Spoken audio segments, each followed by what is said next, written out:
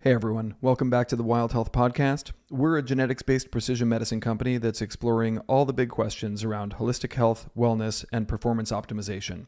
If you're tired of the traditional healthcare system and want to sign up as a member with us, head over to wildhealth.com. And if you're someone who's looking for a high-touch, all-inclusive concierge medical experience specifically designed for executives and high performers, check out our premium program at wildhealth.com/premium. Now let's get into it. All right, Carl. Tell me about medicine. You mean what I really think about things? Or Tell me what you think, what you really, really think. the really real world? We're in the really real world. I think I think honestly what I'm thinking right now is I have a concern because I'm in the time of year where my kids are home from school. And I worry that at any moment I'm recording a podcast, there's going to be a 5-year-old bust in and tackle me. But hopefully not. Or in your world, probably, hopefully so. I'm now crossing my fingers that actually does happen. And I will promise you and the listeners that if it does, we will release something on social with the video component so that people can see it, because that'll be epic.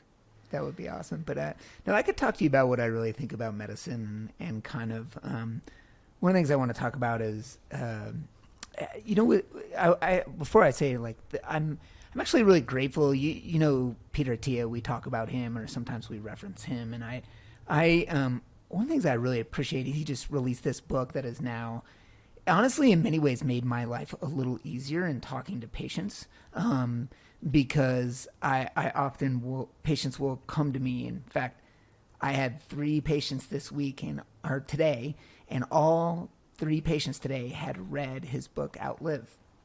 And so I didn't have to have these as big of discussions. We had more in-depth, nuanced discussions as opposed to normally, the last, say over the last 5 years, having discussions of trying to get people to a certain background in education, but and talking about things like health span and trying to get people to live as best life as they can and be as active as they can towards the end of their life. They get what I'm saying pretty quick. They know what I'm talking about. And also so I appreciate that.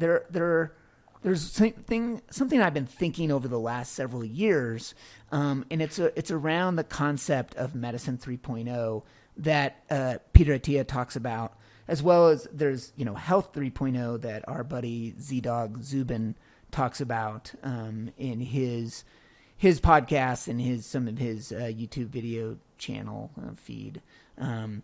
Where I guess I should, before I get into what that is, because I kind of have this view of actually something different that I guess I'm calling medicine 4.0 or I don't know, snow leopard or something. I need some sort of marketing person to come on. Hi, Sierra. Some sort of version, but I actually think my phone asked me to upgrade to medicine 4.0 yesterday, and I was like, nah, delay. No. Was that medicine 4.0 or chat GPT 4? I don't know. So, I actually think the computer, the joke, is kind of a great analogy because the speed at which we are improving and going to be improving medicine is going to be faster and faster. And what we create now is going to be obsolete quickly.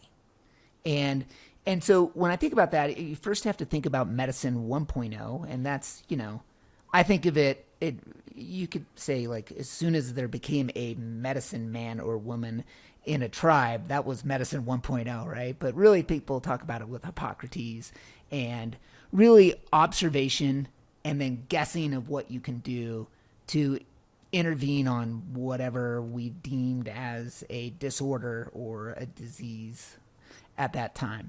There was no real scientific method, but we were just trying stuff out, right? And this was the age of black bile and evil humors and right. Yeah, it got some stuff wrong, but I think one of the things in Outlive, Peter Attia says this, they got some things right, you should go for a walk every day for your health. hell of an idea. Great. Spot on.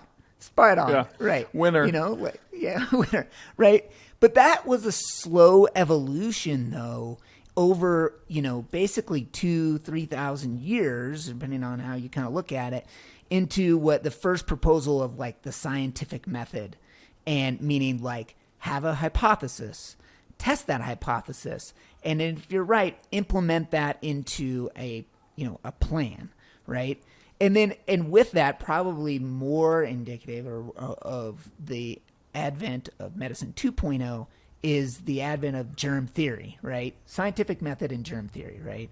So the idea that, there's bacteria, viruses that are causing illness, and this kind of like pushes us into this reactionary state of medicine, right? That's the kind of way I think of it.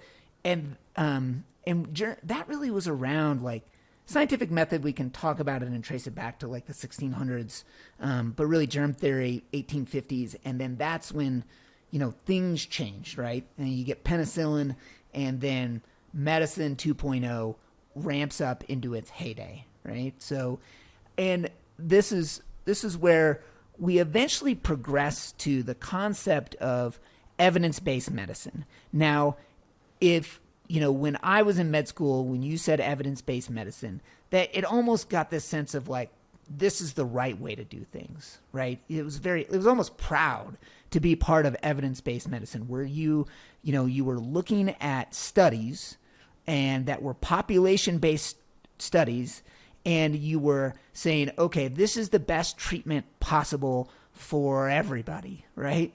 And that led us to kind of quality improvement science. So like where we are changing healthcare system into like we're taking away this old dogma of medicine where you're just doing whatever the doctor thinks is the best thing, but looking at what was best based off of the evidence that we had, which made sense in theory. But then you kind of fall into population-based treatments, and then the downfall starts of, this is the beginning of the downfall in my mind of medicine 2.0, is where we switch from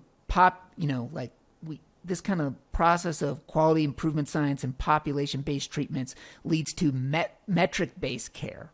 So where we're setting a metric, so you have to treat somebody's blood pressure like X, and if you're not, getting to X, then you are a bad doctor, a bad provider, and then in comes like business into medicine, and people start looking at medicine and saying like, why doesn't healthcare behave like every other business, right? And so that's the advent of big medicine and sort of and then incentivizing providers, and in fact even punishing providers if you don't fall into line and do what needs to be done based off of these metrics that are created that are based off of populations, not individuals.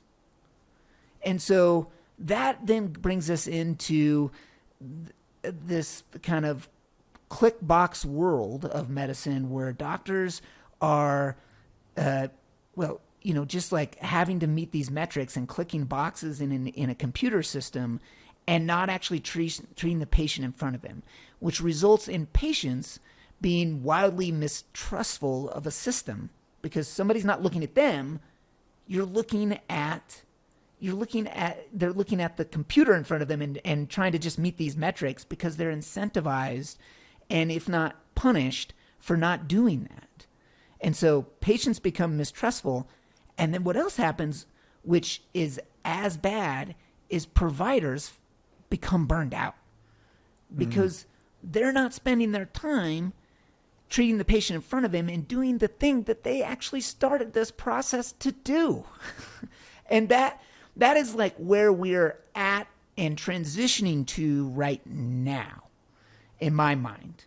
And so I want to pause there before I transition to what medicine 3.0 is, and then also what I view as medicine 4.0 or snow leopard, whatever you want to say. I'm so excited for snow leopard. Yeah, I mean, I think I had a similar experience in med school where EBM was almost like biblical in its implications, right? We're going to be doing something based on evidence, and we're not going to be doing it based on the way it's always been done. And it's pretty hard not to get behind that. And I think it's a critical evolution in medicine, is for us to have come to a point of, all right, let's actually make sure that this treatment, this diagnostic process, this intervention of any kind works.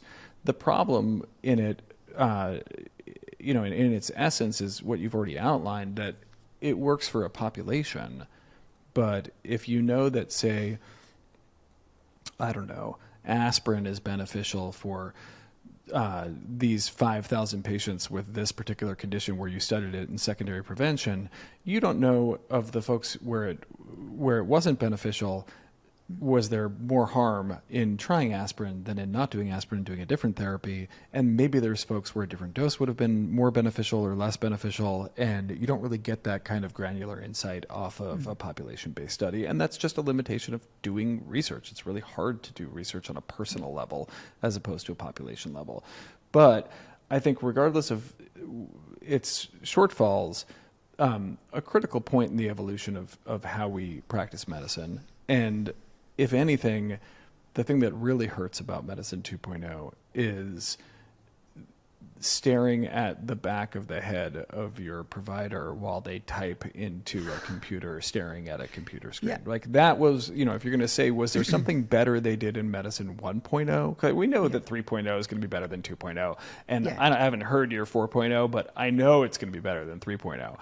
But was there anything that 1.0 did better than 2.0? Yes. It was about the mind, body, spirit. It was about a connection with a human being and trying to ease suffering. And it's not that is missing from folks who went into medicine and ended up practicing Medicine 2.0. It's that the system is built in a way, providers, systems, hospital systems are incentivized in a way where it has stripped the soul from having that one-on-one connection and really getting, like when you've got 8 minutes to see a patient in primary care, and you need to do your charting, and you actually only have 24 hours in this, day that we've constructed, you're not able to create those connections. It's just not possible. And I think that's really where, we've chatted about this before. It's really easy to be a really good doctor for somebody if you have time.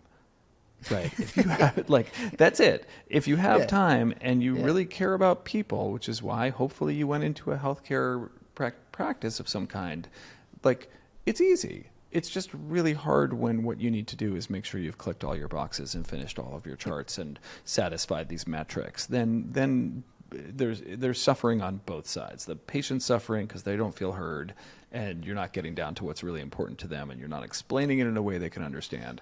And the physicians are suffering for the exact same reason, because they're not connecting to the patient.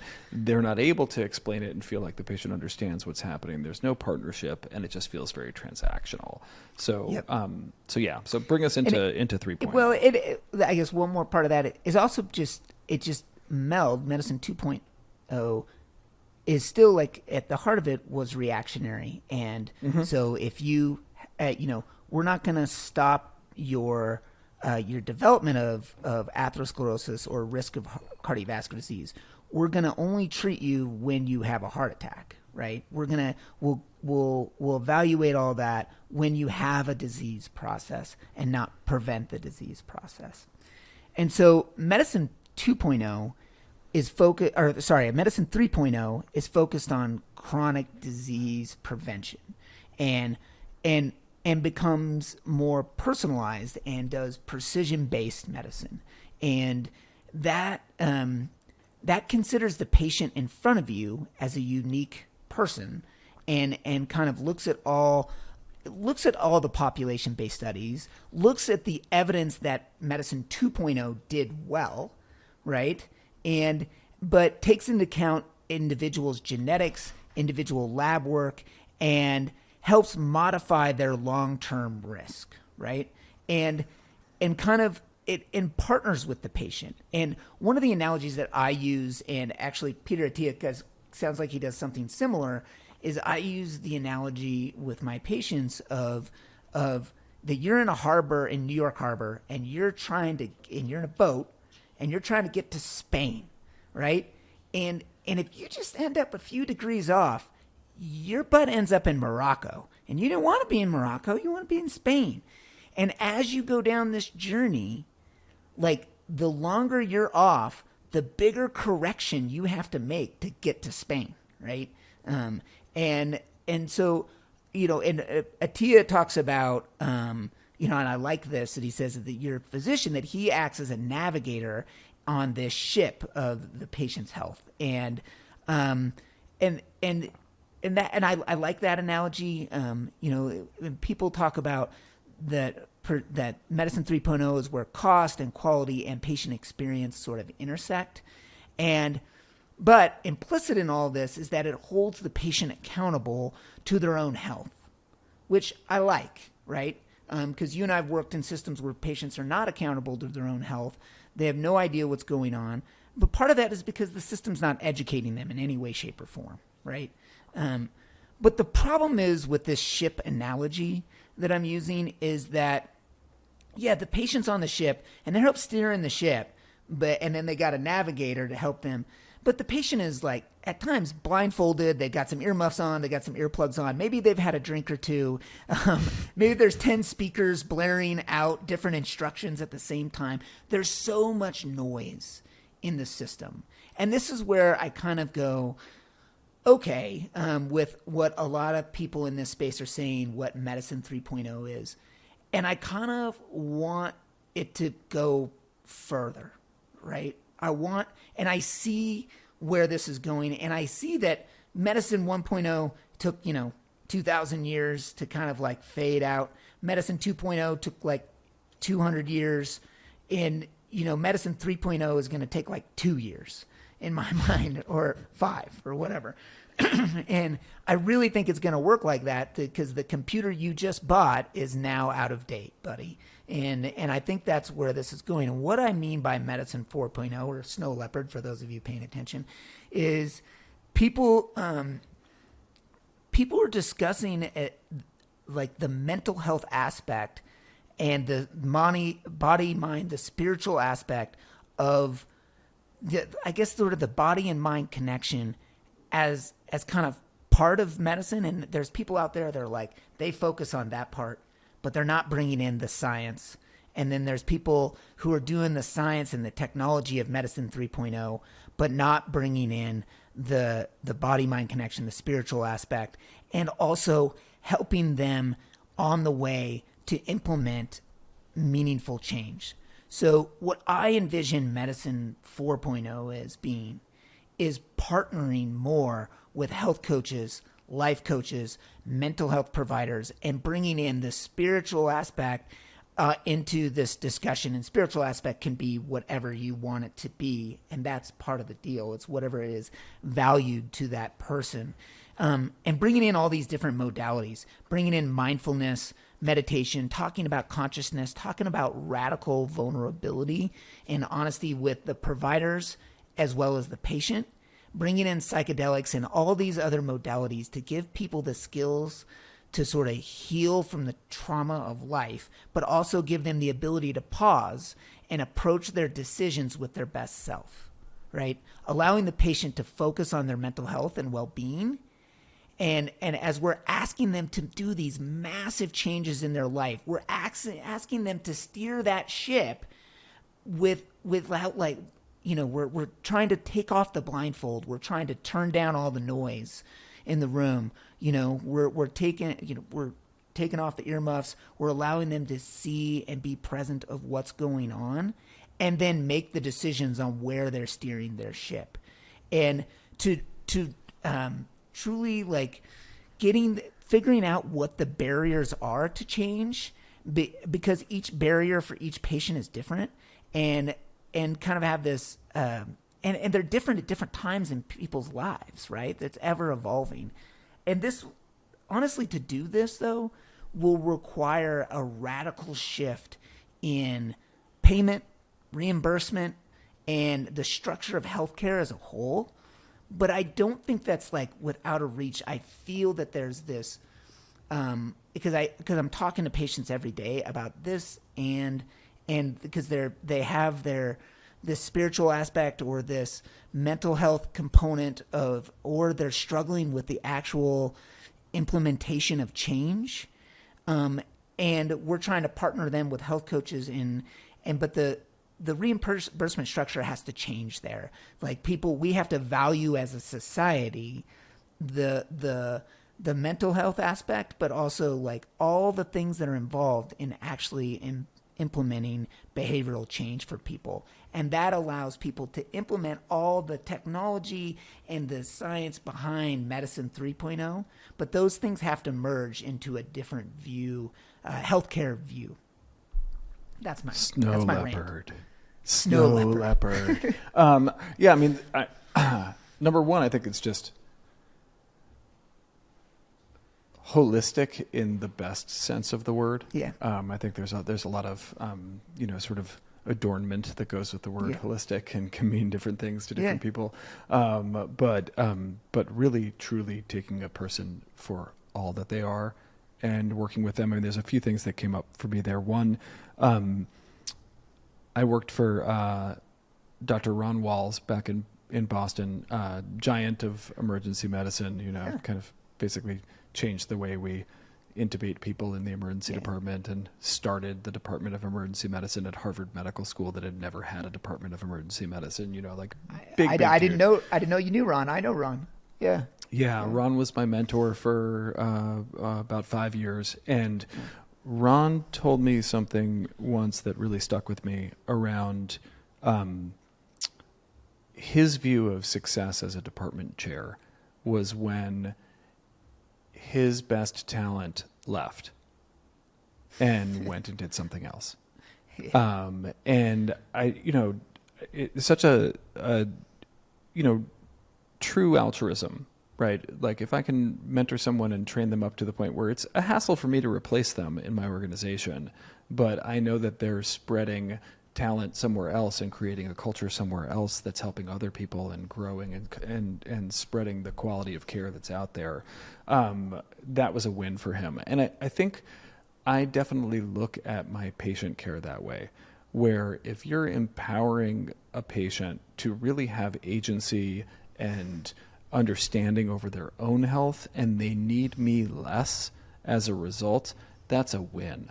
Right? I want my patients to need me to tell them what to do less, because that means they really feel like they're driving the ship when it comes to their own health. And I think that that's definitely something that medicine 1.0 might have had some of, but 2.0 and even really 3.0 doesn't focus enough on.